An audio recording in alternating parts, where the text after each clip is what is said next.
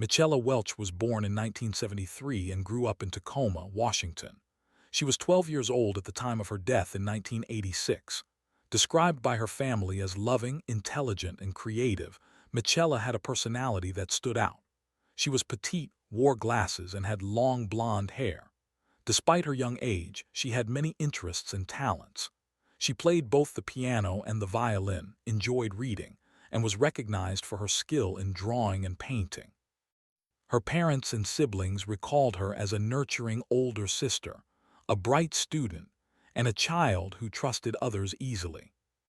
Michella lived in a quiet neighborhood and was enjoying her spring break in late March of 1986. On the morning of March 26, she and her two younger sisters left home to spend the day playing in Puget Park, a wooded area in Tacoma that featured walking trails, a playground, and open spaces.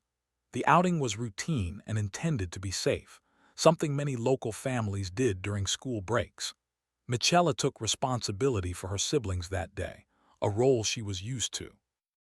There were no warnings, no threats, and no sign of what was about to unfold. Michella's final day began as any other, filled with ordinary plans, a familiar park and time spent with her sisters.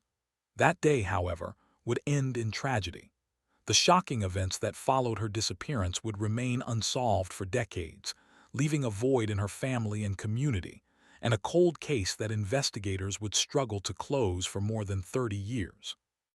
On the morning of March 26, 1986, Michella Welch arrived at Puget Park in Tacoma, Washington, with her two younger sisters. It was just after 10 a.m. when they began their spring break outing. The girls brought their bikes and settled in near the playground. Around 11 to 11:30 a.m., Michella left the park to ride home and make sandwiches for lunch. She returned to the park shortly afterward with the food and her bicycle. By approximately 12:30 p.m., her younger sisters left the picnic area to use the restroom facilities located nearby. Michella remained behind with their lunches and her bike. At some point between 1 and 1:30 p.m., an employee from Michella's school later reported seeing her in the park talking to a man. The man was gesturing toward the gulch area, a wooded, steep ravine that ran through the park. It was the last reported sighting of her alive. Around 2 p.m., the sisters returned and found their lunches and Michella's bike on the picnic table, but Michella was gone. Alarmed, they notified a babysitter, who in turn contacted the police. The search began at 3:10 p.m. Police officers scoured the park throughout the day and into the night. Finally, at 11:25 p.m., a police search dog discovered Michella's body in a remote area of the gulch. She was found in a makeshift fire pit, more than a quarter-mile from where she was last seen. This section outlines the factual timeline of Michella's disappearance, emphasizing confirmed sightings and reported times. It tracks the transition from a regular park outing to a full-scale missing persons investigation within hours.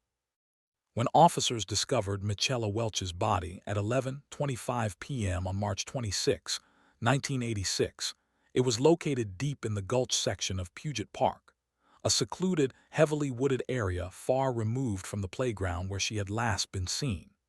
Her remains were found in a makeshift fire pit, surrounded by brush and uneven terrain, indicating the killer had deliberately moved her away from public view. The location was more than a quarter-mile from where her bike and lunches were left behind. The autopsy revealed that Michella had been sexually assaulted. She had suffered blunt force trauma to the head and a deep incision to her neck. Either injury could have been fatal, but the combination left no doubt that her death had been intentional and violent. Forensic investigators concluded that the killer had likely lured her toward the gulch or intercepted her when she was alone. Although the crime scene yielded important biological evidence, such as semen, no murder weapon was recovered. There were no footprints, witnesses, or signs of a struggle near the initial picnic site. The presence of the fire pit suggested some attempt to obscure or alter the scene, though it did not appear to have been lit. This section lays out the objective details of the crime scene and the medical examiner's findings. It provides a clear picture of the environment in which Michella was found, as documented in the original investigation, emphasizing the physical isolation of the location and the calculated nature of the crime. Following the discovery of Michella Welch's body, Tacoma police launched a full-scale investigation. A task force was assembled, and detectives began canvassing the park and surrounding neighborhoods for witnesses or suspects. Early theories suggested the possibility of a serial predator. This theory gained traction 5 months later when another local girl, 13-year-old Jennifer Bastian, was abducted and killed in a different Tacoma park. The similarities between the two cases, age, gender, location, and cause of death, led investigators to believe the same person may have been responsible for both murders. Despite the joint task force and thousands of investigative hours, no viable suspect emerged. Tips were received from the public, interviews were conducted, and several individuals were questioned, but no arrests were made. At the time, DNA testing was in its infancy and could not provide definitive links between crime scenes and individuals. Although biological evidence had been collected from Michella's body, no existing technology could identify a suspect from it. Investigators followed numerous leads over the years, including looking into known sex offenders, but nothing substantial developed. The absence of a match in criminal databases and the lack of physical evidence connecting a specific person to the crime scene caused the investigation to stall. The belief that a single killer might be responsible for both girls' deaths dominated public perception for decades, until later forensic testing would prove otherwise. This section explores the broad scope of the original investigation and how promising leads eventually turned into dead ends. It highlights the difficulties law enforcement faced without modern forensic tools. By the early 2000s, Michella Welch's murder remained unsolved, with no identified suspect and no clear path forward. In 2009, the Tacoma Police Department launched a cold case unit dedicated to reviewing unsolved homicides. Michella's case was one of the first revisited. A key turning point came in 2013, when DNA from Jennifer Bastian's case was re-examined and matched to a separate individual, proving for the first time that the two murders had been committed by different men. This eliminated the long-standing serial killer theory and allowed investigators to refocus on Michella's case independently. With advances in forensic science, the DNA profile recovered from Michella's body was revisited. Though no match was found in the National CODIS database, detectives sought alternative ways to generate investigative leads. In 2016, they used a process called DNA phenotyping to generate a composite image of what the suspect might have looked like based solely on his DNA. The results predicted a man with brown eyes, brown hair, fair skin, and some northern Native American ancestry. The phenotyped image was released to the public in hopes of generating new tips. Although the image did not lead to an immediate breakthrough, it signaled a shift in how investigators would approach the case moving forward. With modern science, new tools, and a growing database of genetic information, Michella's killer was no longer beyond reach. This section focuses on how the combination of cold case prioritization and scientific advancement laid the groundwork for what came next. In May 2018, more than 32 years after Michella Welch's murder, investigators took a bold step that would finally bring the case to a close. Using the DNA profile collected in 1986, detectives turned to genetic genealogy, a technique that compares crime scene DNA to public genealogy databases to identify familial matches. By constructing a family tree of relatives who shared DNA segments with the unknown suspect, they narrowed their focus to two brothers who had both lived in Tacoma in 1986. One of the brothers was Gary Charles Hartman, a then 66-year-old registered nurse employed at Western State Hospital. To confirm whether Hartman was the source of the crime scene DNA, detectives initiated surveillance. They followed Hartman to a local restaurant and waited for an opportunity to collect a DNA sample discreetly. After Hartman used and discarded a paper napkin, investigators retrieved it. The DNA extracted from that napkin was sent to the crime lab for comparison. The result was conclusive. The DNA on the napkin matched the DNA collected from Michella Welch's body in 1986. Hartman was arrested on June 20, 2018, more than 3 decades after the crime. This section details the methodical process that led to the break in the case. It emphasizes how investigators relied entirely on documented genealogical methods and DNA evidence, without relying on confessions, eyewitnesses, or informants. The match was made strictly through science and persistence.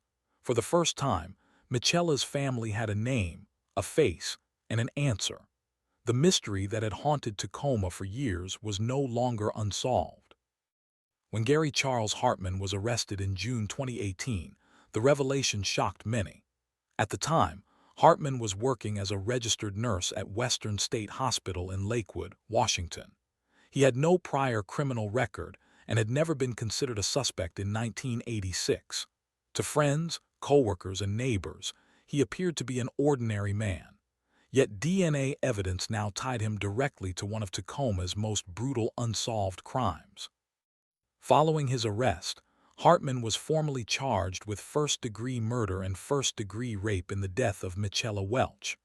Rather than proceed with a jury trial, both sides agreed to a bench trial, where the case would be decided solely by a judge. The trial began in March 2022. Prosecutors presented the DNA evidence collected from the crime scene in 1986, which matched the DNA on the napkin Hartman discarded in 2018.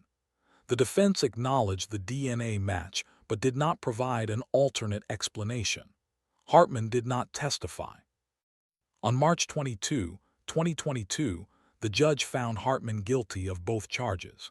He was sentenced to 26 years and 6 months in prison. Though the sentence was finite due to Hartman's age and the laws in effect at the time of the crime, the conviction brought long-awaited justice for Michella's family. This section focuses entirely on the legal outcome, how a 32-year-old cold case was resolved in court with no ambiguity, no confession, and no plea bargain. The conviction rested solely on the DNA that had waited decades to speak.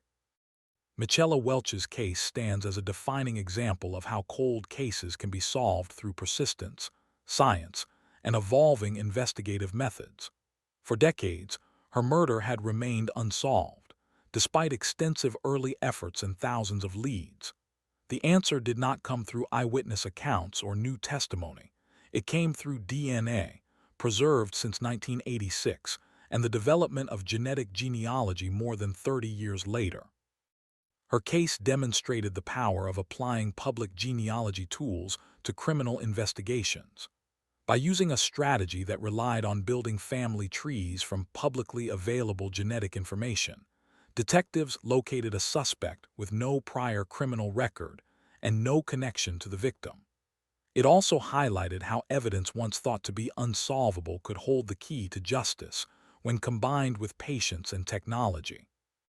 In the years since Hartman's conviction, law enforcement agencies across the United States have begun using similar genetic genealogy techniques to reopen other cold cases.